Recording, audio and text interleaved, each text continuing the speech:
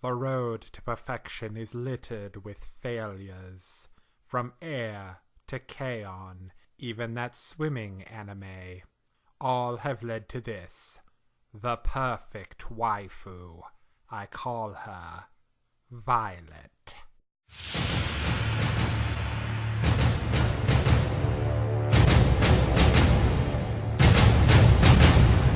All kidding aside, Violet Evergarden isn't the product of a sinister cabal of businessmen bent on world domination.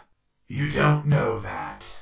But it works so well in the arena it's chosen to tackle, it does feel like the work of an evil genius. The story follows the life and career of the titular character, Violet. She becomes some kind of super high-end secretary / speak and spell after retiring from the Army's elite ninja preteen division. That is the most anime thing you could possibly have said. More than a 10-year-old boy whose best friend is a giant robot? More than a cafe run by revolting human-feline hybrids.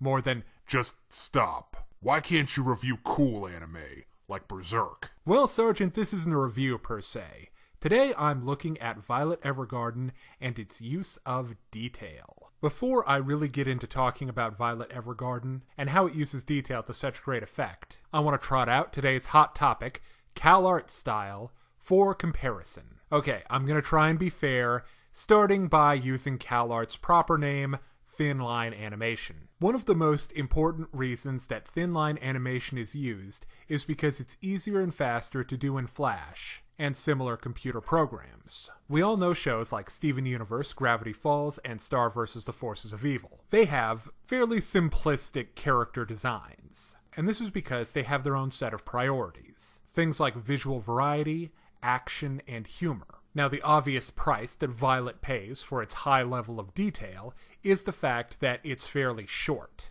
The more effort you spend on each individual episode, the fewer episodes you're going to have overall. None of these shows have made an incorrect choice with how they chose to do things and budget their time and energy, but they have made different choices. Okay, now let's dig into Violet Evergarden, starting with the character design of the main character. And honestly, Violet looks amazing. You really get everything that the character's about just in this one image. Incredibly delicate, incredibly fragile, but also with a strength and resiliency as represented visually by the Full Metal Alchemist style robot hands. Another important visual detail to be aware of is the brooch. I mean, just look at this thing. The high level of detail in this item underscores its importance to Violet personally. It would have been so easy to just draw it as a flat, opaque, green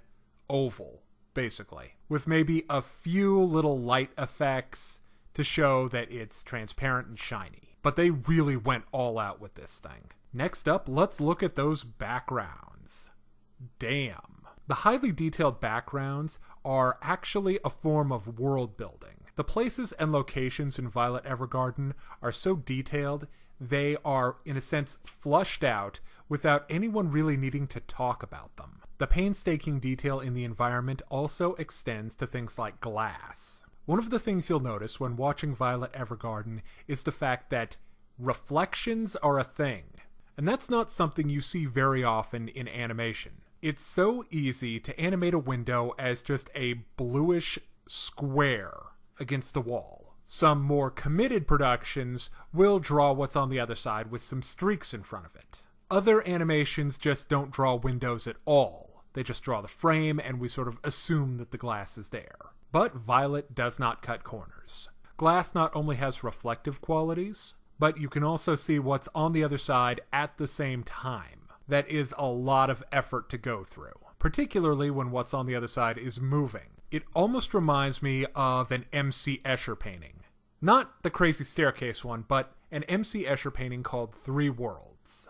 Alright, now let's talk about how this attention to detail is actually part of Violet Evergarden's theme.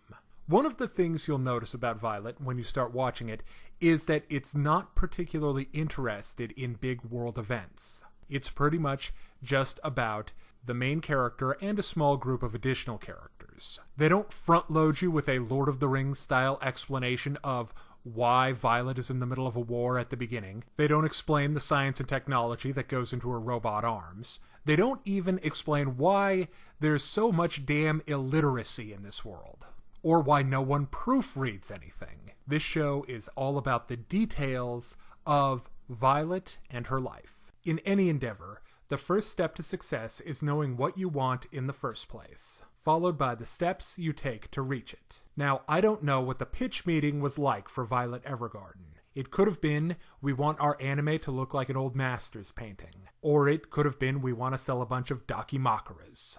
Most likely the second one.